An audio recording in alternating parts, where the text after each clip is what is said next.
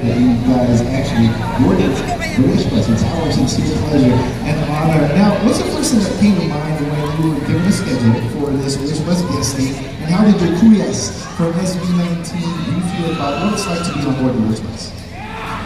It's like a wish come true, diba?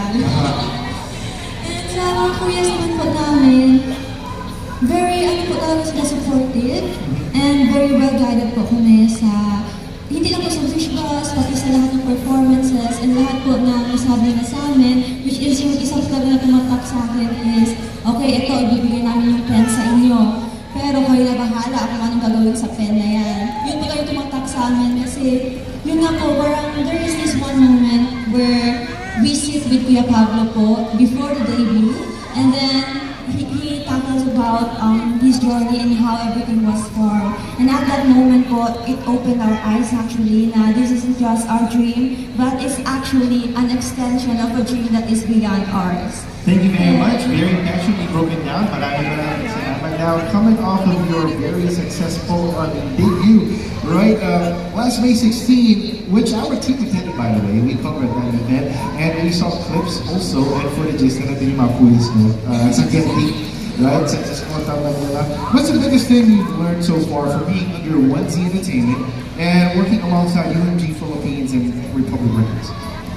Actually po, we learned to be really grounded in all possible ways. Yung episode ko na nakita sa dami ko na session na so he shared na sobrang kabado na po for us, and he told us na matas lamang pero para sa lipon, remain grounded and humble, be thankful as always.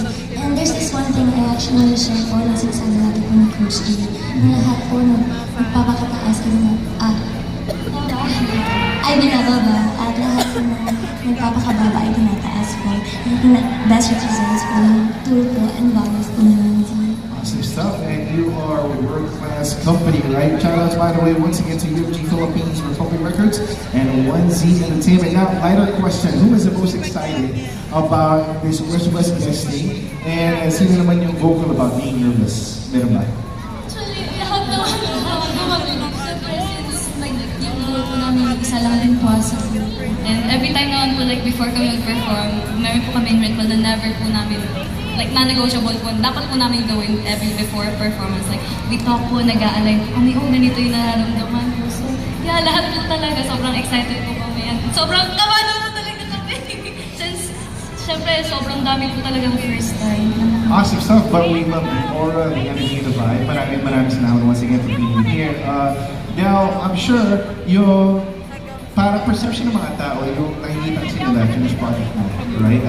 Assumption iba, overnight success or whatnot, pero meron kayong unseen struggles, right? Can you talk us through those unseen struggles and what kept you motivated? Sobrang rooted po kami sa aming beginning po. Kasi we all came from different walks of life. We all have different perspectives. And now that we are in one group, we're actually getting strength from each other to show up, because Sonara is full of vulnerable people. And being vulnerable is not weak. Vulnerable is actually a strength. It makes you human, it makes you grounded. And isa po yung pillar po ng Sonara, which is being human, being raw, being authentic. So, yun po ang pinaka-struggle namin. Actually, hindi pa po kami makapaniwala na nandito na po kami. Nasa, isip pa lang po talaga namin, nag-dating lang tayo last month. So, now we're here in front of people and Wish Bus. Wish Bus guys, dati po ako sa YouTube channel. So, we're really happy to be here naman tonight. Thank you po. Yes, very fine. Like, I thought we were going to end with thank you. Pero out of curiosity, how was Sonara formed? Actually, nag-group po namin. 2 years po namin pinaghirapan. Yung journey po namin sa 1Z, hindi po siya naging madali. Since, yun nga po, nandito po kasi yung laban talaga. Like, hindi po namin iniisip na competition yung isa't isa, kundi ang gusto lang po namin, higitan po talaga yung sarili namin. And yun po, thankful lang po ako sa 1Z kasi hindi po nila kami siniship sa ganito ka dapat. Pero hindi, gusto namin lang maging ikaw pa. So, parang dumating po kami sa yung fullest potential po namin dahil po sa policy. So, thank you po kami. Shout out to Lindsay. Kumbaga, you don't want to fit the mold, just be yourself. Right, now for my next question, what do you want your fans to feel after your Wish Bus debut, after this performance of We're really starting po and like to be in this position. We're so incredible. There are no other words for that. Something that we would like the fans to take away and hopefully future fans is that is our energy, our passion, and our talent po. We hope that after the performance po, maramdaman po sila po. Of course. It sounds good picture. But anyway, yes, just for comic relief, medyo lighter questions na tayo. Who is more likely to forget choreography? Right, sino? Can you introduce yourself and talk us through it? Ako po yung mabilis na kalimot ng choreography. Kasi, halos lahat naman po, like, most of us, like, started from zero. But yes po, sa drawing po talaga, like, dito, sa one scene lang po talaga, siya po talaga yung binuo sa akin. Right. Nasa personal din naman. And by the way, with all the humility and respect, I didn't want to, put a spotlight on your flaws. But, parang katuwaan lang, Pwede kayo mag-booking yan actually, Basta family-friendly show to, huwag kayo mag-aaway. Next question, who is the loudest on the group chat? Sino pinaka-active sa group chat? Hey, good morning, girls! Kamusta? Okay, I think unanimous. Nami, talk us through yung pagiging active positions.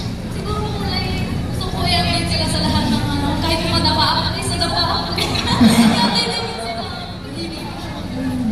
Yeah. Ganun lang, parang does it mean na ikaw rin pinaka-cleaning sa mga sisters mo? Huwag mo sila paligyan. Right. Well done, so Nara, and finally, who takes the longest to get ready? Sino yung pinakamatagal mag-hair and makeup or mag-outfit? Okay, you don't have to answer no more. Unless you want your chances for yourself. Tama. Right? Really concise, but it makes a whole lot of sense. Now, before I let you perform, Gabi, pag-usapan din natin, kita naman kayo, what are the Red Kids, di ba? Brother ni Paolo, si Joshua Nasi, kasama dito sa creative process dito. Talk us through what it's like working with him. He's very open to all of our ideas. We're seven lines, seven very opinionated, outspoken girls po. But through our coach's help, Coach Wesley, he was able to really like put all of our ideas together. There's really part for each and every one of us po. And something that we're so grateful for po is that in Monday we feel seen and we feel very heard po. That's very well said. Parang kami iniheres na mga speakers, parang lalabay. And I felt so old, like I'm 65 because po. Every now, I'm just kidding. You're very respectful and you're very humble. Maraming salamat. Last question, before your performance, anong linya sa tabi? Yung best na nag-describe sa sonora? Very well said! Just kidding. Go ahead. Take your time, sabi nga ni Dini. Bridge part for me. Ano? Because something. Actually, hold it. Let's just have the song people talking. Okay ba? Ready na ba kayo? Let's go!